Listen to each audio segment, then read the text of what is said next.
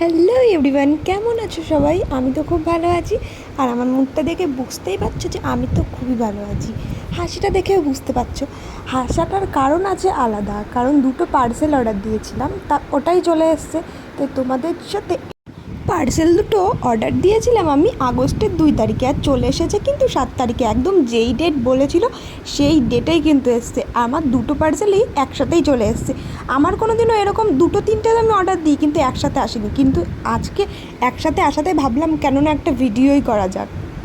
প্রথমে আমি এই জামাটাই খুললাম, দেখো তোমাদের কেমন লাগছে জামাটা, আর আমাকে পরলে কেমন লাগবে সেটা অবশ্যই কমেন্টে জানিও।